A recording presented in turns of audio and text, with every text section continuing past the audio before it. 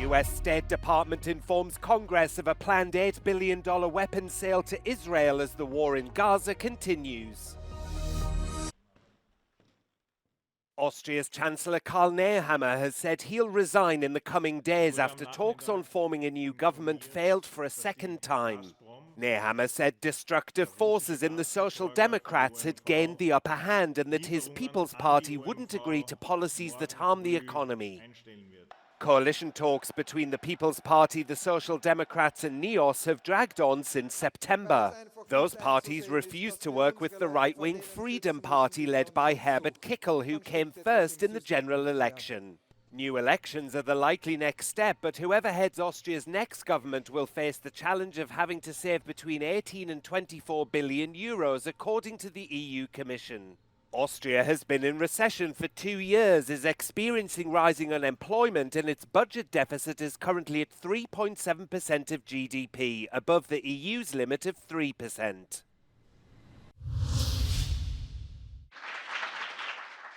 The U.S. State Department has informed Congress of a planned $8 billion weapons sale to Israel as the war against Hamas in Gaza continues. The weapons package would add to a record of $17 billion in military aid that Washington has provided Israel since the start of the conflict in October 2023. But the Biden administration has faced criticism over the mounting Palestinian civilian death toll. On Saturday, Gaza's health ministry said at least 59 people had been killed and more than 270 others wounded in Israeli airstrikes in the past 24 hours.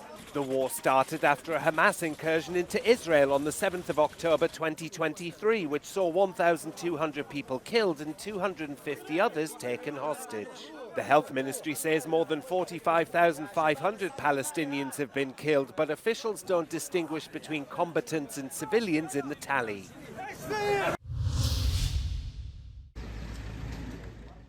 A memorial service has taken place in Montenegro for the 12 victims of a mass shooting that happened on New Year's Day. The ceremony in the town of Cetinje was attended by family members of the victims as well as political and church leaders. The shooting happened on Wednesday when a man started a rampage after a bar brawl, killing 12 and wounding at least 4 others. The man, named as 45-year-old Arko Martinovic, died after shooting himself in the head. The shooting, the second such incident in Cetinje, has caused shock and dismay across Montenegro. Officials have begun to look for ways to curb illegal weapons, with the National Security Council announcing measures to seize unregistered firearms. Prime Minister Milojko Spajic said that registered gun holders will undergo new security and psychological checks. He also promised draconian punishment for those who hold weapons illegally.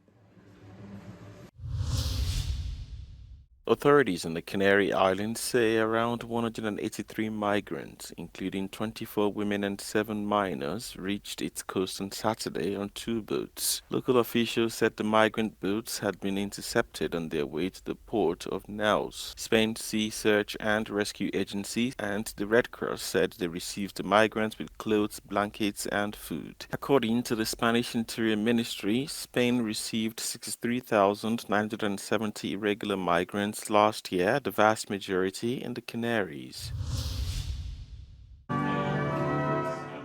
Former U.S. President Jimmy Carter's 6-day state funeral has begun in the state of Georgia.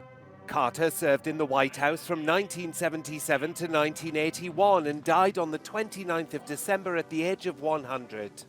A motorcade with Carter's casket began at the Phoebe Sumter Medical Center in Americus and passed through his hometown of Plains. The procession then headed to Atlanta and on to the Carter Presidential Center for a private service. From Saturday evening until 6 a.m. on Tuesday morning, Carter will lie in repose for the public to pay respects around the clock. His remains will then travel to Washington, where he'll lie in state in the Capitol Rotunda until his funeral at 10 a.m. on Thursday at the Washington National Cathedral. He will then be buried in a private ceremony in his hometown of Plains.